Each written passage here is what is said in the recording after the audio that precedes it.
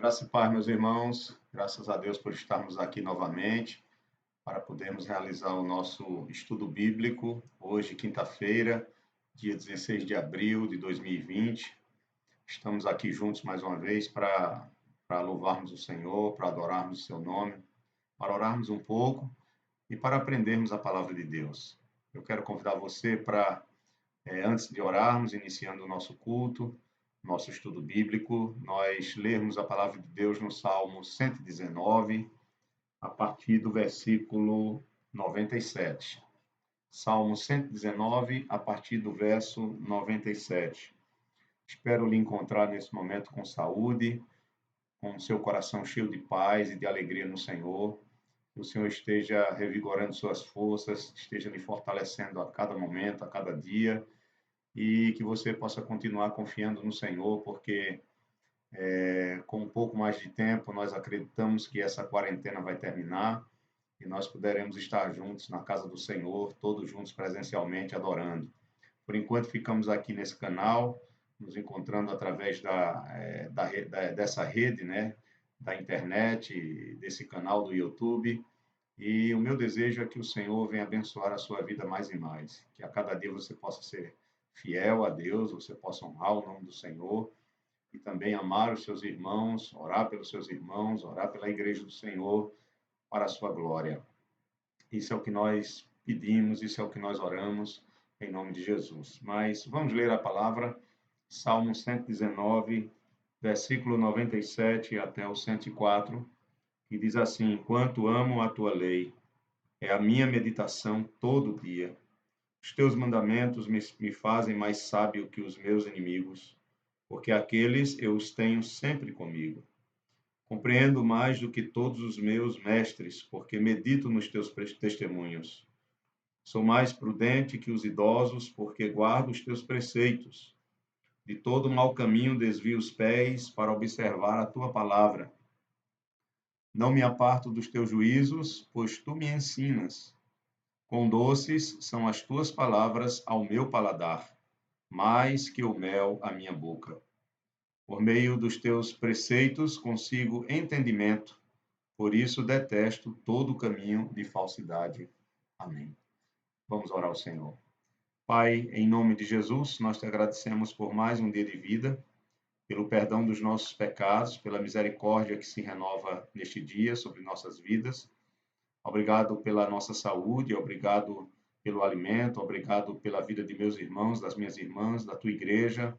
Obrigado a Deus pelo teu amor que tem sido derramado em nossos corações pelo teu Espírito todos os dias. Senhor, perdoa nossos pecados, perdoa nossas falhas, tudo aquilo que falamos, pensamos ou fazemos que é contrário à tua santa vontade, que fere, Senhor, a tua santidade. Perdoa, Senhor, nossos pecados e nos corrige, nos exorta. Nos ensina, Senhor, o caminho da verdade pela tua palavra. Nos dá direção e nos dá força, Senhor, para que nós possamos cumprir a tua palavra. Eu te peço, ó Deus, que o Senhor abençoe cada ouvinte, ó Deus, cada participante deste momento em que nós estamos aqui reunidos através deste canal. Que o Senhor abençoe cada inscrito, cada membro da nossa igreja. Abençoe cada pessoa que tem acesso, ó Senhor, a este vídeo. E que tua mão poderosa esteja estendida sobre nós.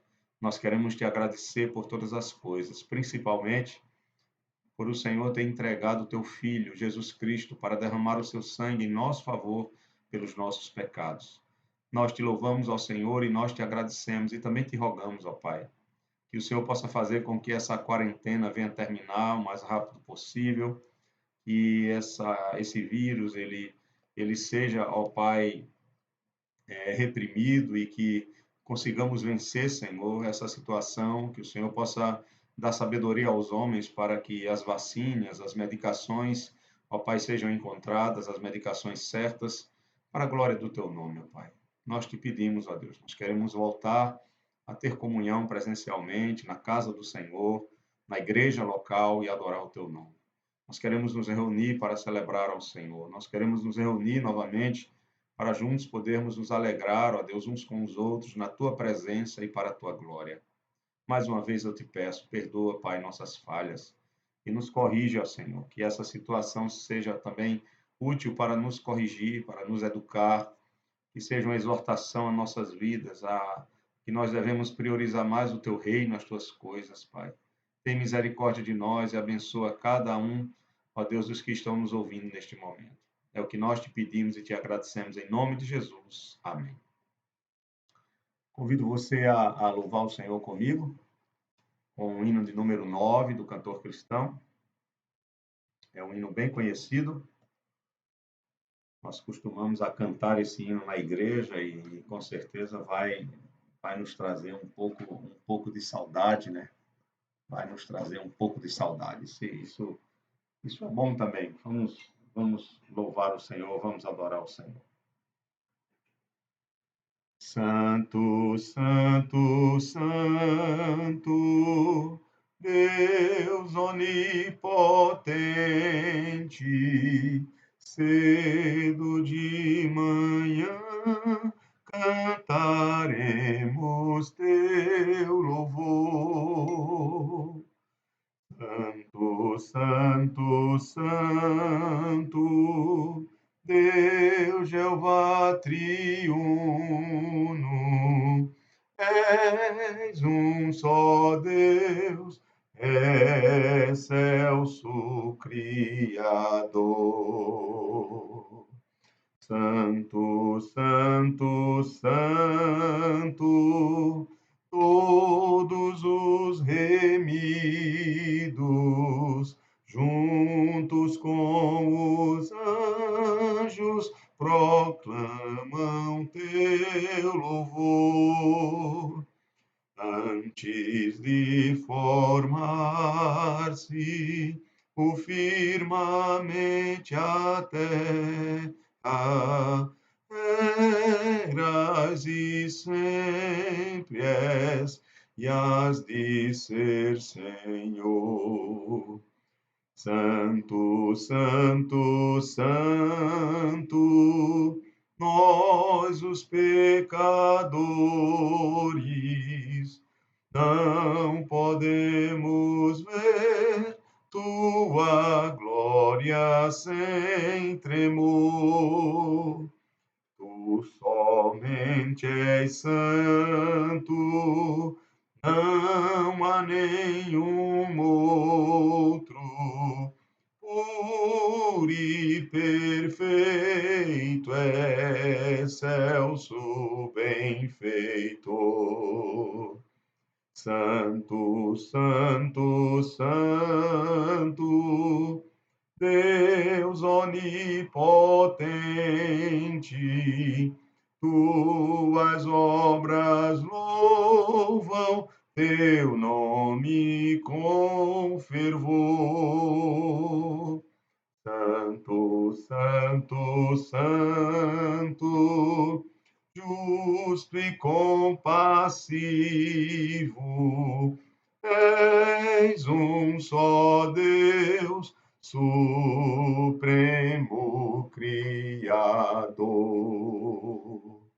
Amém.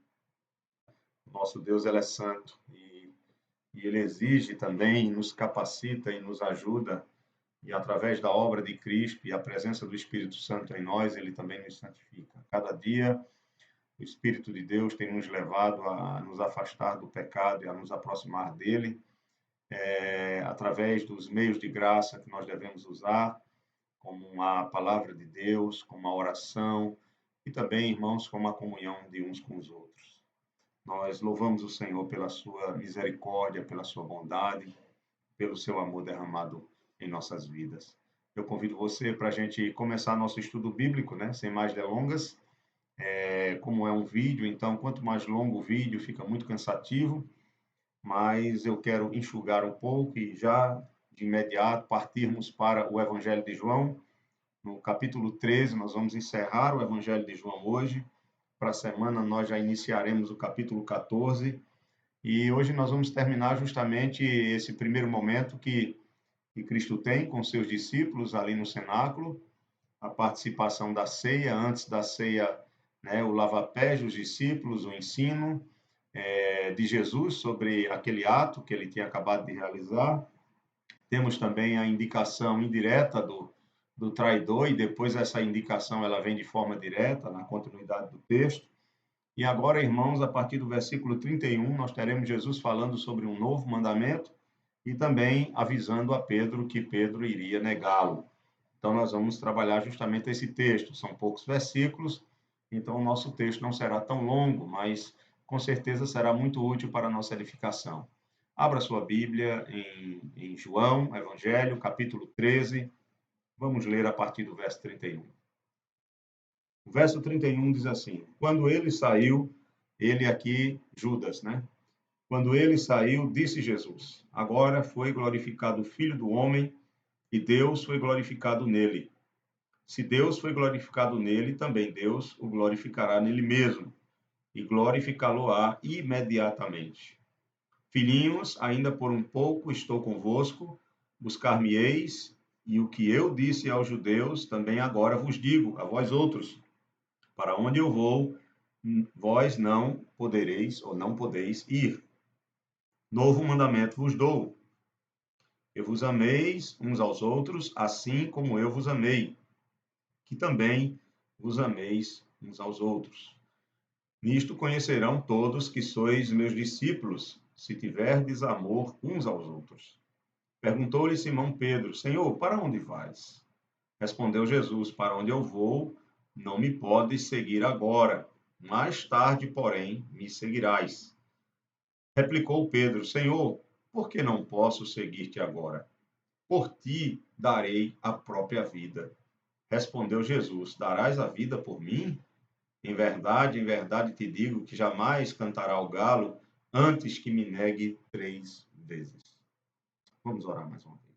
Pai, muito obrigado pela tua palavra e que essa tua palavra alcance o nosso coração para nos edificar e fortalecer a nossa fé. Nós te pedimos por isso e te agradecemos por tudo, por esse privilégio. Em nome de Jesus. Amém. Meus queridos irmãos, nós estamos terminando agora o capítulo 13 de João, como eu acabara de falar, e essa última parte é uma parte interessante, até porque agora nós vamos praticamente adentrar na parte final, ou na parte mais próxima da crucificação do Senhor, e ele aqui vai aproveitar esse momento e começar a trazer vários ensinamentos, várias lições aos discípulos. É claro que ele já vem ensinando durante todo o seu ministério com eles, e principalmente depois que começara esse encontro, essa ceia na festa da Páscoa, com o estabelecimento também da ceia e todo o ensinamento que ele vai trazer ali. Ele já tinha lavado os pés, já tinha ensinado o porquê daquela atitude em termos morais, né, a importância de servir uns aos outros, a importância de se humilhar perante o outro para que você possa servir e abençoar o outro. Ele vai indicar o traidor e para Jesus não há nenhuma surpresa aqui. Nós podemos perceber claramente que Jesus estava são, consciente de tudo que iria acontecer, que o plano de Deus iria se realizar como havia sido determinado desde antes da fundação do mundo, no seu decreto eterno.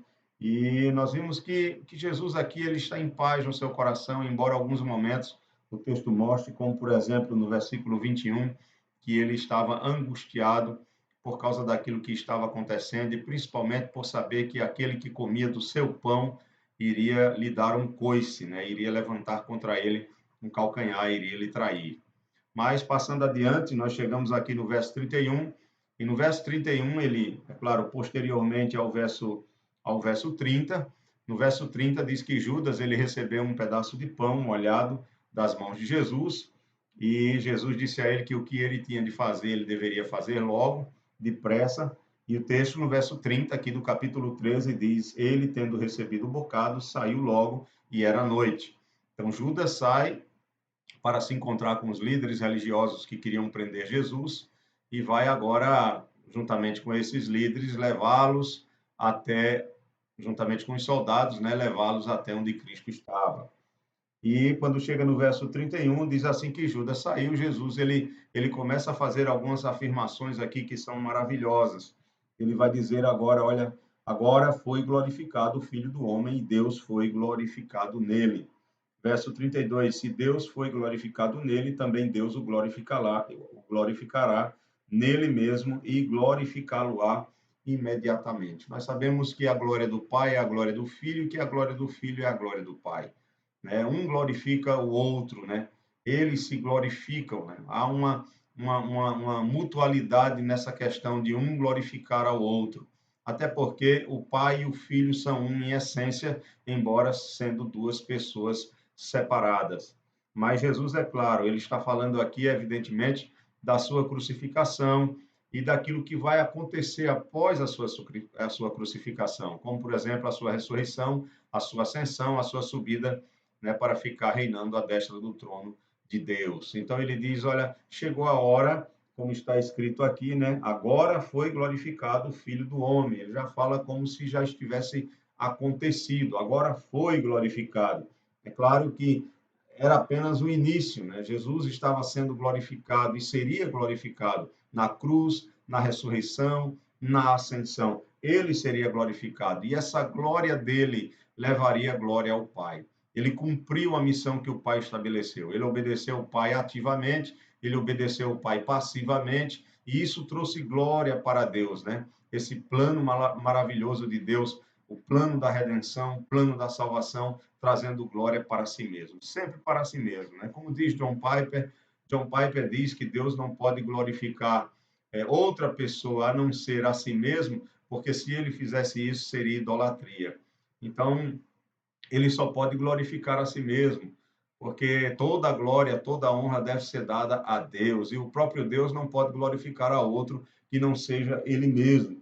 E Jesus Cristo, ele diz aqui, agora é glorificado o Filho, né? Por meio dessa morte, por meio dessa paixão, por meio dessa ressurreição, por meio dessa ascensão, a coroação, Deus está glorificando o Filho em união íntima com ele mesmo. E, evidentemente, né, tudo isso traria glória para o próprio Pai, para o próprio Deus. Até a obra de Cristo em nosso favor e a nossa transformação, a nossa salvação, no fim de tudo, não somente no início, mas no fim de tudo, trará glória ao próprio Deus, né? Tudo será para a glória dele, para o louvor do seu nome. É isso que Apocalipse mostra, é isso que todo o plano da redenção e toda a revelação que já nos foi dada na palavra de Deus, encerrando-se ali no Apocalipse, mostra Deus sendo glorificado em todas as coisas. Ele é glorificado. E aí ele continua o texto, no versículo 33, o Senhor ele vai usar um termo muito afetivo, um termo carinhoso aos seus discípulos. Judas já não está mais no meio deles, e aí Jesus os chama de filhinhos. Né? A palavra aqui, tecnia, né? Ela significa justamente uma maneira carinhosa de você se referir a alguém, uma maneira afetiva, demonstrando assim o amor de Jesus por cada um deles. Não esqueçam que no capítulo 13, no versículo 1, aqui já fala do amor de Jesus pelos seus discípulos, quando diz: ora, antes da festa da Páscoa, sabendo Jesus que era chegada a sua hora de passar deste mundo para o Pai, tendo amado os seus que estavam no mundo, amou-os até o fim. Amou-os até o fim. Então, a expressão é uma expressão carinhosa, afetiva, cheia de amor que Jesus dá aos seus discípulos aqui. No versículo 33, ele diz: filhinhos, ainda por um pouco estou convosco. Buscar-me-eis, e o que eu disse aos judeus também agora vos digo a vós outros: para onde eu vou, vós não podeis ir. Jesus Cristo ele vai dizer algo aqui interessante, né? Ele diz que o que ele disse aos judeus, agora ele estava dizendo aos seus discípulos, né? Que ele chama aqui de filhinhos, né? São pessoas que ele ama, que ele tem um afeto maravilhoso, amoroso para com eles. E a pergunta é: o que foi que ele disse aos judeus? Isso aqui você vai observar no capítulo 7. Se você observar, quando Jesus estava pregando para os judeus, no capítulo 7 de João, no versículo 34, ele diz o seguinte: a vez de procurar-me e não me achareis, também aonde estou, vós não podereis ir. Vós não podereis ir. Isso aqui é muito interessante, né? Mas na frente ele vai dizer que esses judeus eles vão morrer nos seus próprios pecados, né?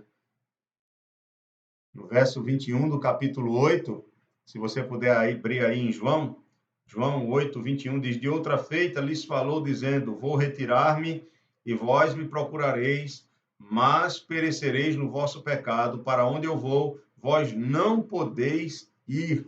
Falando aqui para os judeus, é interessante que há essa diferença, né?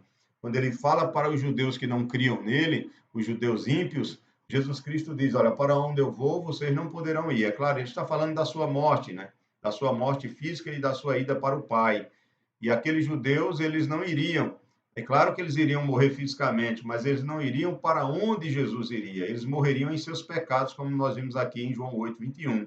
Já com os discípulos aqui, Jesus diz: Olha, para onde eu vou, vocês não podem ir, mas não podem ir agora. Observe que, veja aí, por favor, em João capítulo 13.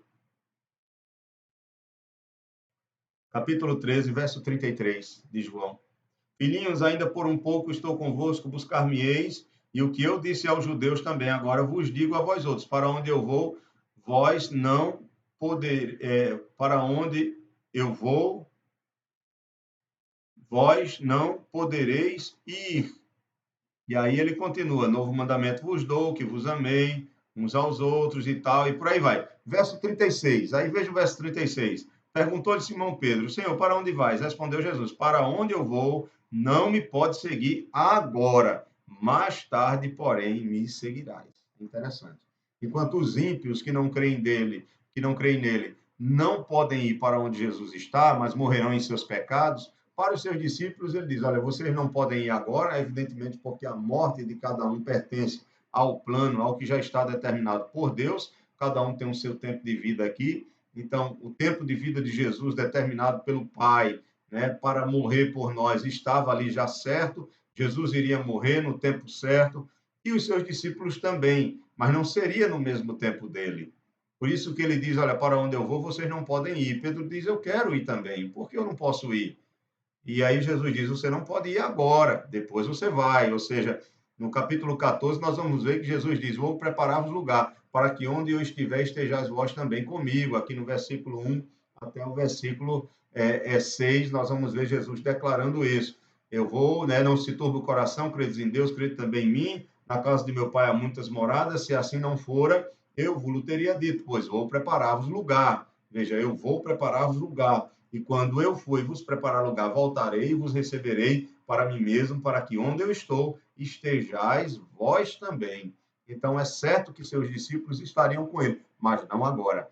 Agora não era o momento. Eles iam justamente, por pouco tempo, perder esse companheirismo físico do Senhor, né? Seria apenas algumas horas aqui, depois alguns dias. O Senhor estaria, depois da ressurreição, presente ainda mais 40 dias, mas não presente dia a dia na vida dos discípulos como antes. Então, essa comunhão intensa que eles tinham desde o começo do ministério estava terminando por ali. Jesus iria para o Pai, mesmo ressuscitando e recebendo um corpo glorioso, ele ainda ia passar algumas semanas, ou seja, ao todo 40 dias, subiria e seria assunto ao céu. Esse companheirismo físico que os discípulos tinham com ele, eles não teriam mais. É interessante que em Atos capítulo 1, no versículo 11, nós vamos ver o que os anjos dizem quando Jesus está subindo ao céu aos seus discípulos.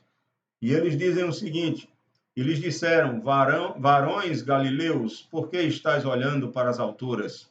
Esse Jesus que dentre vós foi assunto ao céu virá do modo como viste subir. A presença física de Jesus para todo sempre ao nosso lado, nós só teremos depois que o Senhor voltar pela segunda vez e houver a nossa ressurreição, e assim o juízo final, o novo céu e a nova terra, e assim estaremos para sempre ao lado do Senhor. Essa é a nossa esperança, essa é a nossa confiança, e é isso que está revelado na palavra de Deus.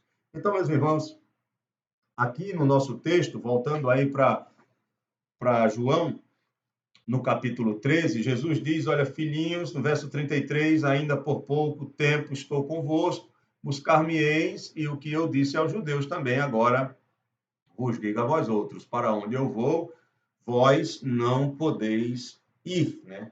Eles não poderiam por si mesmos ir até onde Jesus está. A morte iria chegar para cada um no tempo certo, e aí depois da morte eles estariam com o Senhor na sua glória, pelo menos em espírito, né? No versículo 34, aí o Senhor agora, já que ele vai partir e que eles não teriam mais o Senhor ao seu lado, eles teriam agora uns aos outros. Eles teriam agora que focar um para com o outro. E aqui, irmãos, nós temos uma verdade que é extremamente fundamental para a igreja, né? Para nós que somos irmãos em Cristo.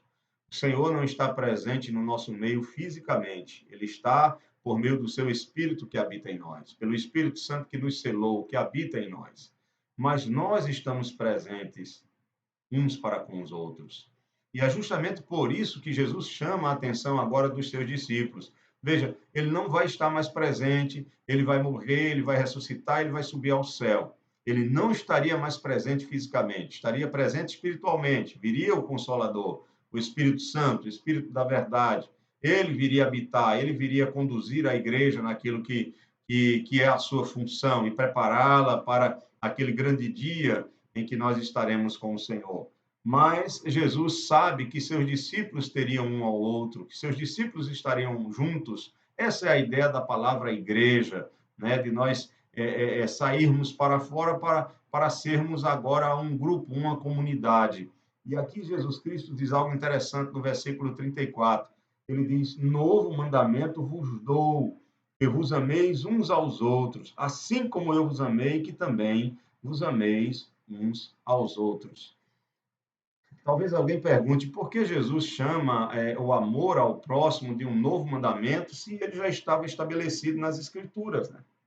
Nas Escrituras nós temos isso em Levítico 19, 18, nós temos isso em Deuteronômio, que nós devemos amar a Deus de todo o nosso coração, com toda a nossa força, né? Toda a nossa alma. Então nós devemos amar a Deus, nós devemos amar ao próximo. Isso é bíblico. Depois isso é resumido pelo próprio Senhor. Se você abrir a sua Bíblia, por exemplo, em Marcos, capítulo 12, nós temos aí o resumo da lei. Marcos, capítulo 12, no versículo 29 até o 31, diz assim: Respondeu Jesus, o principal é: Ouve, ó Israel, o Senhor nosso Deus é o único Senhor. Amarás, pois, o Senhor teu Deus de todo o teu coração, de toda a tua alma, de todo o teu entendimento e de toda a tua força. O segundo é: Amarás o teu próximo como a ti mesmo. Não há outro mandamento maior do que este. Aqui. E agora nós temos aqui em João 13, no versículo 34, Jesus dizendo: Novo mandamento vos dou. Que novo mandamento é esse? Na verdade, irmãos, quando Jesus diz novo mandamento vos dou, é como se ele estivesse dizendo: olha, um novo preceito eu trago para vocês. Ele não está modificando nada em relação ao mandamento de amar a Deus e de amar ao próximo, como a si mesmo. Ele não muda nada, ele apenas acrescenta o exemplo dele. Por isso que ele chama novo mandamento. Quando ele diz aqui, olha, eu quero agora que vocês se amem, mas se amem como eu vos amei. Eu sou o padrão desse amor. O padrão do verdadeiro amor que nós devemos demonstrar de uns para com os outros é Cristo. É o próprio amor dele. E como é o amor de Cristo? O amor de Cristo, meus irmãos, é um amor autossacrificial. Por isso que aqui ele diz, olha, eu tenho um novo preceito, eu tenho um novo mandamento para vocês. Vocês não me terão mais fisicamente, mas terão uns aos outros. Por isso, vocês devem aprender a amarem-se uns aos outros, assim como eu vos amei. Talvez nós precisemos fazer mais esse questionamento, essa pergunta, dia após dia.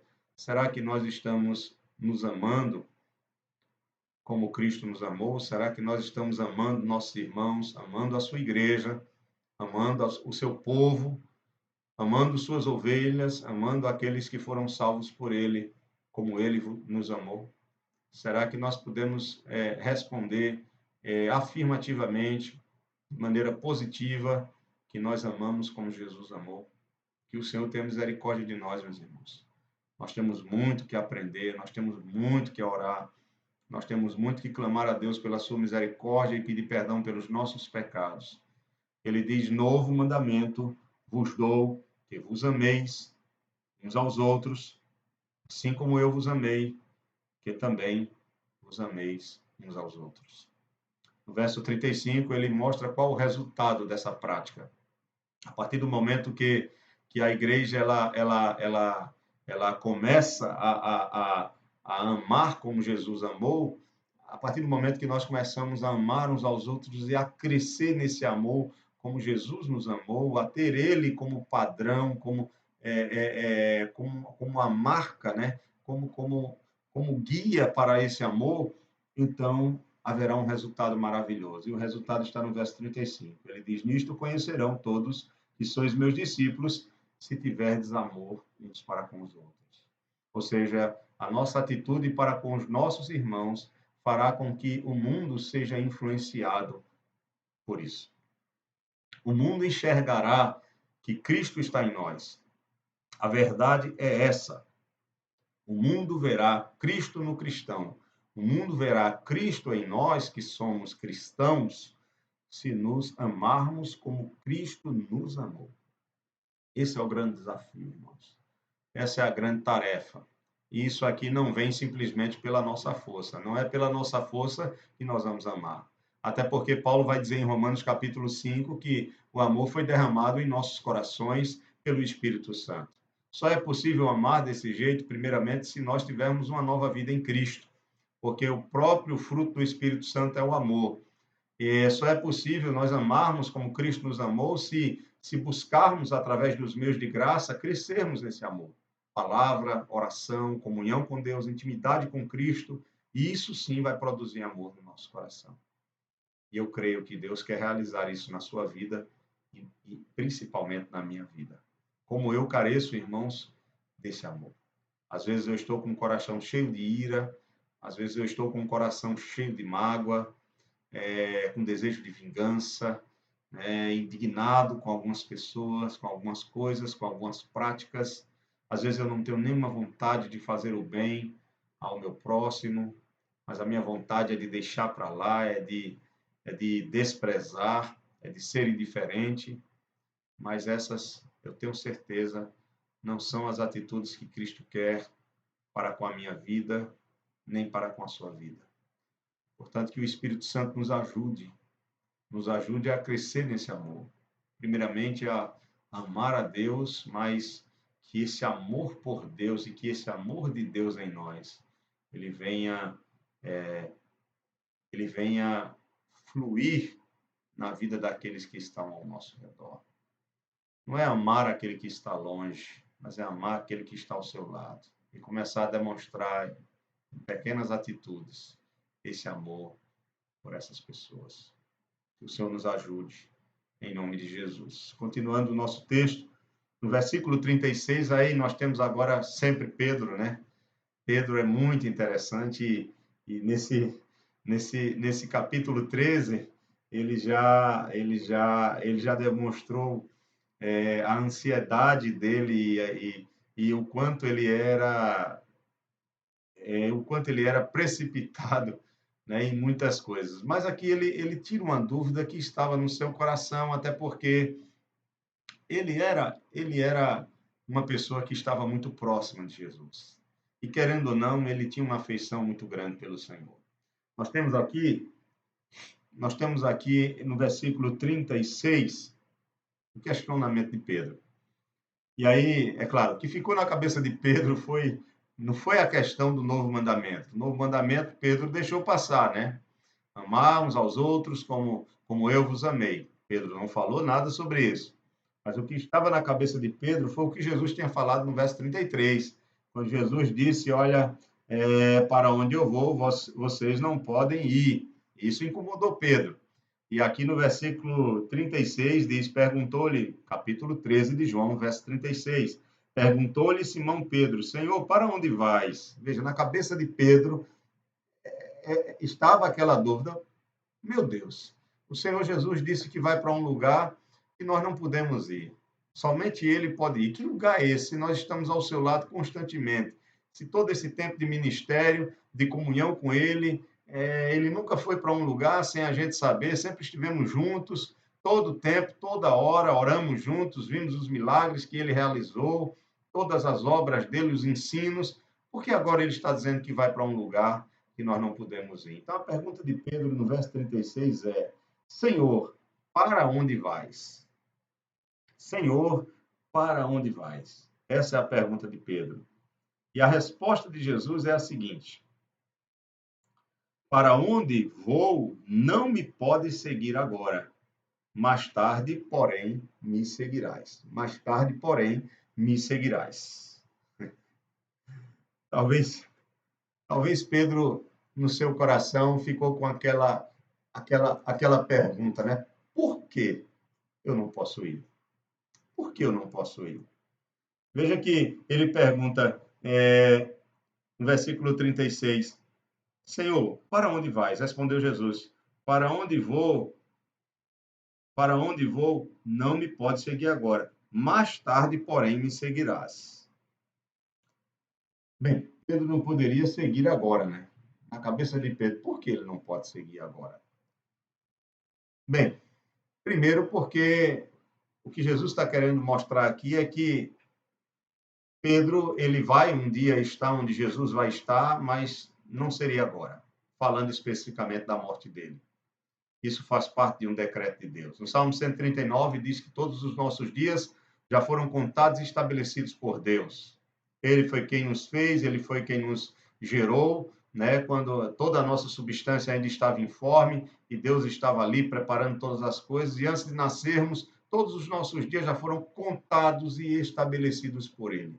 Só morreremos no tempo determinado do Senhor. Então, quando Jesus diz, olha, para onde eu vou, você não pode ir agora. Você vai depois. Por quê? Porque não é teu tempo ainda. Há um tempo para cada um. E o tempo de Pedro não era aquele. E segundo, porque Pedro também não podia ir. Pedro não podia ir porque ele ainda não estava preparado espiritualmente. Deus tinha uma grande obra na vida dele. Deus iria usá-lo poderosamente no ministério pastoral, no ministério evangelístico, no ministério de liderança, no ministério de ensino, como mestre, né, dos novos discípulos, cuidando ali da igreja do Senhor, que iria continuar, né, principalmente a partir da descida do Espírito Santo ali no capítulo 2 de Atos. Então não era hora, Pedro. Verso 37. No verso 37, mais uma vez chega Pedro e diz aqui, replicou-lhe Pedro, Senhor, por que não posso seguir-te agora? Por que não posso seguir-te agora? Por ti darei a minha própria vida, ou seja, por ti darei a própria vida. Então veja, há uma pergunta, mais uma vez, por que eu não posso te seguir agora? Essa pergunta, ela nos mostra pelo menos três verdades no coração de Pedro. E é importante você perceber que o nosso coração ele é muito enganoso. Às vezes nós pensamos que somos ou que estamos muito firmes no Senhor, às vezes nós pensamos que somos verdadeiramente fiéis a Deus, mas isso é um engano. Por isso que os puritanos, eles costumavam examinar seus corações. Eles costumavam escrever, eles tinham um diário que eles escreviam todos os dias os seus erros, os seus pecados, para que à noite eles pudessem ler aquele diário e poder confessar seus pecados e pedir perdão. Eles costumavam olhar para si mesmos, para olhar para as suas intenções, seus pensamentos, seus desejos, né, suas práticas, suas palavras, e orar ao Senhor para que o Senhor viesse conduzi-los conforme a sua santidade, conforme a sua vontade. E nós precisamos fazer mais isso. Nós ocidentais não temos muito essa prática, principalmente nos dias de hoje. Estamos tão atarefados, estamos tão cheios de coisa, tão cheios de entretenimento, que não temos tempo para enxergar o nosso próprio coração, sabendo que o nosso coração ele é enganoso, como diz a palavra de Deus, como diz o profeta Jeremias. O nosso coração ele é enganoso. O nosso coração ele é enganoso. E Pedro não conhecia bem o seu coração. Por isso que ele pergunta, por que eu não posso te seguir? Eu estou pronto para dar a minha vida por ti. Então, nessa pergunta de Pedro, quando ele diz, por que eu não posso te seguir? Nós vemos aqui, segundo William Hendrickson, no seu comentário, ele diz que nós podemos enxergar aqui pelo menos três coisas. A primeira é que verdadeiramente Pedro ele tinha devoção pelo Senhor Jesus. Ele queria estar com Jesus. Isso aqui é verdade. Ele queria estar com o Senhor. Quisera Deus que cada um de nós queiramos, né, ou quiséssemos estar sempre com o Senhor. Tem muitas pessoas que trocam o fato de estar com Jesus por qualquer outro prazer. Ou assistir uma novela, assistir um filme, ou fazer qualquer outra coisa. trocam o fato de estar na casa do Senhor para estar em qualquer outro lugar. Mas Pedro, ele queria estar com o Senhor. Havia devoção no seu coração. Segundo, Pedro, ele era impaciente. Pedro queria saber logo. Por quê? Porque ele não podia seguir Jesus. O que era que estava acontecendo? O que ele não estava sabendo? E terceiro, era a sua autoconfiança, né? Porque ele diz aqui que está pronto para dar a vida pelo Senhor Jesus. Então, ele pensa que está pronto para seguir Jesus até a morte. Ele pensa que está pronto para sofrer a morte por causa de Jesus. Quando ele diz aqui, eu dou, né? Eu estou pronto, no versículo, na parte B do versículo 37, ele diz, por ti darei a própria vida. Ou seja, Pedro, de certo sentido, ele até se gaba aqui por dizer que dará a própria vida pelo Senhor Jesus. Isso aqui vai ser uma palavra que não é somente de Pedro, mas Pedro ele é enfático de querer realmente dizer que ele sim, os outros até poderiam falhar, mas ele sim estava pronto para dar a vida pelo Senhor. Veja sua Bíblia, por exemplo. Abra sua Bíblia aí nós vamos abrir em Marcos. Marcos capítulo 14. Volte aí um pouquinho, vamos para os evangelhos sinóticos, né? Vamos para Marcos 14 e nós vamos ler a partir do verso 27. Marcos 14, verso 27. Marcos 14, verso 27 diz assim: Então lhes disse Jesus: Todos vós vos escandalizareis, porque está escrito: Ferirei o pastor e as ovelhas ficarão dispersas. Ele cita Zacarias 13, né, versículo 7. Verso 28 de Marcos 14. Mas depois da minha ressurreição irei adiante de vós para a Galileia. Disse-lhe Pedro: Ainda que todos se escandalizem, eu jamais. Versículo 30, respondeu-lhe Jesus, em verdade te digo que hoje, nesta noite, antes que 2 vezes cante o galo, tu me negarás 3 vezes. Verso 31, mas ele insistia, Jesus acabou de dizer que ele iria negar o Senhor 3 vezes, antes que o galo cantasse 2 vezes. Tu vais me negar 3 vezes. Mas ele ainda não aceita o que Jesus acabara de falar e diz no versículo 31. Mas ele insistia com mais veemência. Ainda que me seja necessário morrer contigo, de nenhum modo te negarei. Assim disseram também, né? Assim disseram todos os outros discípulos.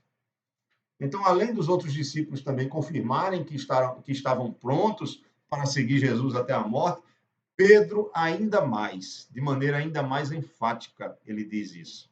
Por isso que na história é marcado a negação de Pedro. Na verdade, todos negaram Jesus. Todos disseram que ia com ele até o fim e negaram, mas Pedro, por ter sido mais veemente, por ter sido o que disse, não, comigo não, comigo isso não vai acontecer. Eu sim, eu garanto, né? Havia uma autoconfiança muito grande em Pedro. E aqui, irmãos, eu quero dizer uma coisa a vocês, autoconfiança é bom até certo ponto, mas o mais importante é nós sondarmos o nosso coração e termos o zelo de clamar ao Senhor a sua ajuda e a sua misericórdia, porque nós não somos nada sozinhos, nós precisamos de Jesus, nós precisamos da sua ajuda, da sua graça, do seu poder, e nós precisamos também uns dos outros. Nós precisamos de todas as outras pessoas que Deus tem colocado ao nosso redor. Por isso que nós devemos ser humildes e olharmos para nós não como autossuficientes ou pessoas que podem muito, mas sim como pessoas que se humilham na presença de Deus, que estão dispostas a fazer aquilo que o Senhor lhes der graça para fazer. Vocês já sabem a história, né? Nós vamos chegar mais adiante e nós vamos ver lá na frente, no capítulo 18 de João, Pedro negando Jesus, né? Como Jesus Cristo disse aqui. Eu vi uma vez alguém comentando que a palavra galo aqui não seria um galo animal de verdade, mas eu quero dizer a você que isso não procede, tá? O galo aqui é galo mesmo, tá bom? No versículo 38, Jesus Cristo vai dizer: Respondeu Jesus: Darás a vida por mim? Jesus responde a Pedro: Claro que com muito amor. Provavelmente olhando nos olhos de Pedro, dizendo: Darás a vida por mim? em verdade te digo, que jamais cantará o galo antes que me negue 3 vezes. As diferenças, o galo cantar 2 vezes ou cantar o galo, dá no mesmo. Quantas vezes o galo vai cantar, não importa. O que importa é que o texto é claro, tanto nos evangelhos sinóticos, que é Mateus, Marcos e Lucas, como aqui em João, né? O galo vai cantar depois da negação de Pedro. É isso que Jesus está dizendo. Quando você vai me negar 3 vezes antes que o galo cante. E é interessante, irmãos, que nós percebamos o seguinte, em Marcos capítulo 13, aí volte aí para Marcos, deixe João capítulo 13, aí marcado. Desculpe, às vezes, se a minha dicção ficar ruim, é que eu estou usando, depois de velho, né? Cavalo velho, ninguém olha os dentes, mas depois de velho, a gente usa aparelho e aí o aparelho, ele não ajuda muito na nossa dicção. E eu estou com o aparelho em cima, aparelho embaixo é um sofrimento. Às vezes tem palavras que eu tenho dificuldade de falar com a dicção melhor, né, para a compreensão de vocês. Mas vamos lá, tenham paciência, eu sei que vocês estão me entendendo. Deixe marcado João capítulo 13, nós estamos encerrando o estudo de hoje no versículo 38, mas antes vá para Marcos capítulo 13, versículo 35. Marcos capítulo 13, verso 35.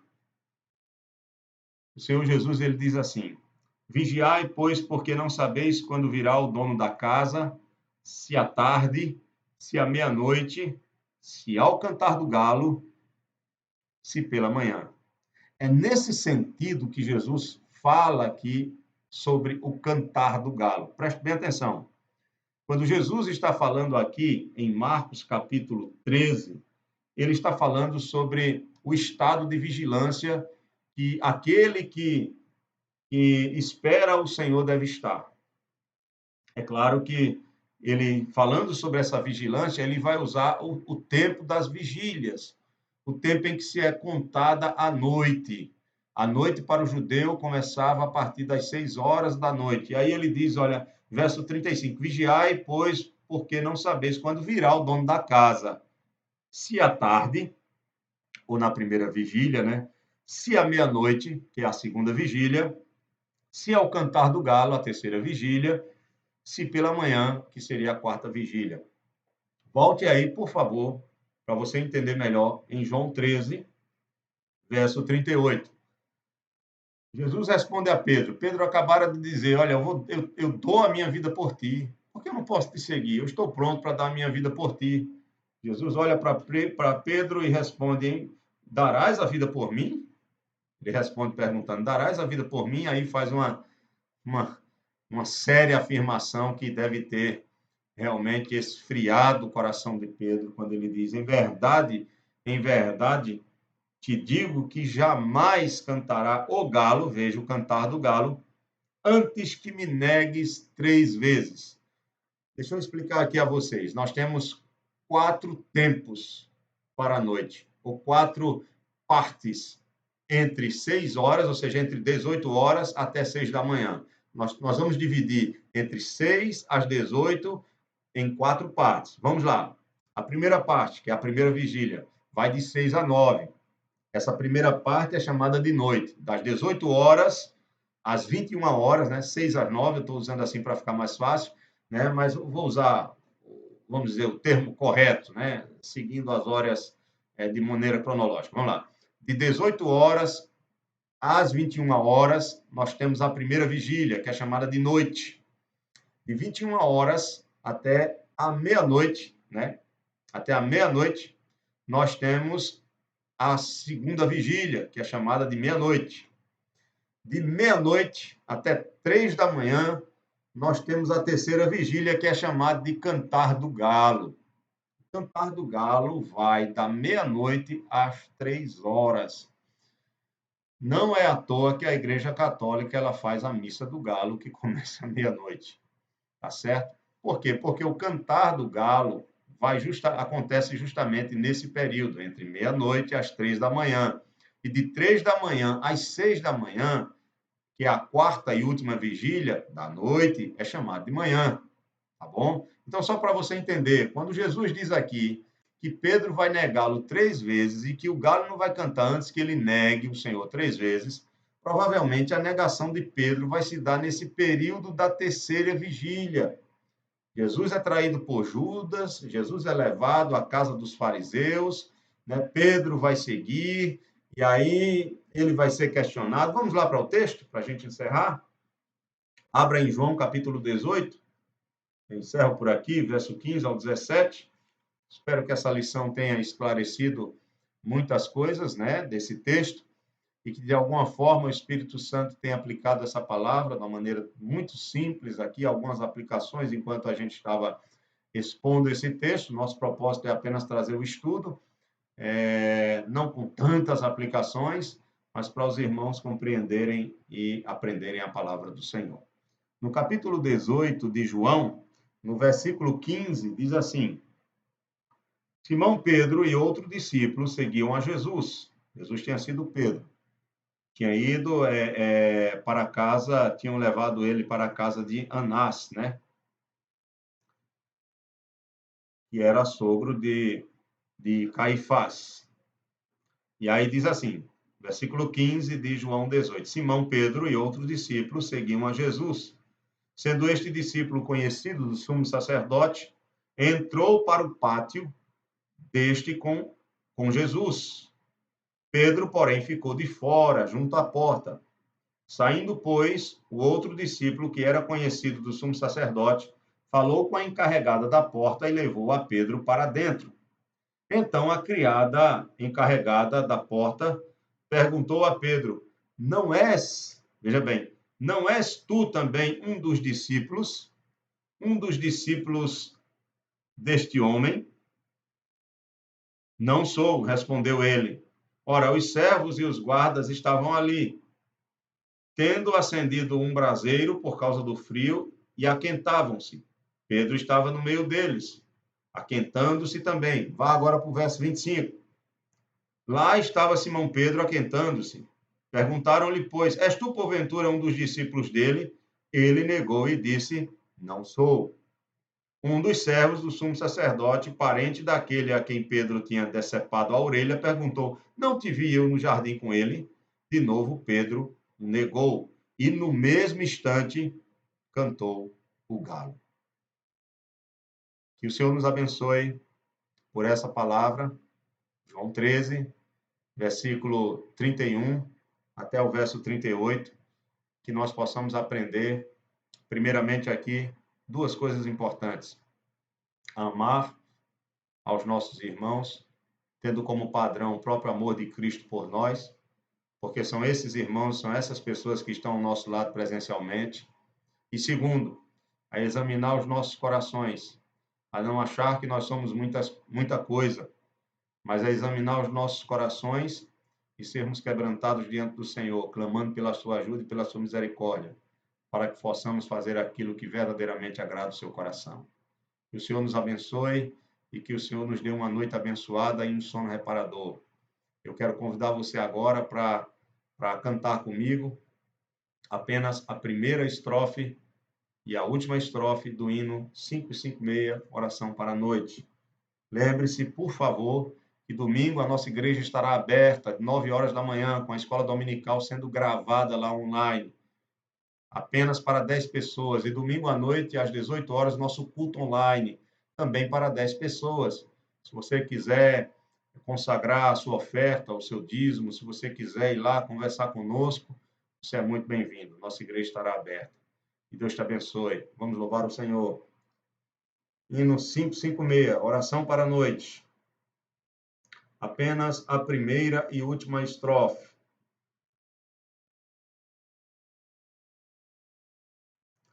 Finda-se este dia que meu Pai me deu, sombras vespertinas cobrem já o céu.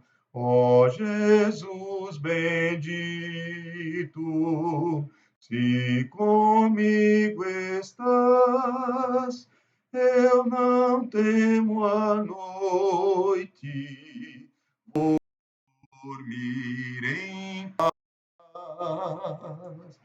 estrofe. Pelos pais e amigos, pela santa lei, pelo amor divino, graças te darei. Ó Jesus, aceita minha petição e seguro durmo, sem perturbação. Que a graça do nosso Senhor Jesus Cristo, o amor de Deus, o nosso Pai, e a comunhão do Espírito Santo esteja com o povo do Senhor para todo sempre. Amém. Deus te abençoe, em nome de Jesus.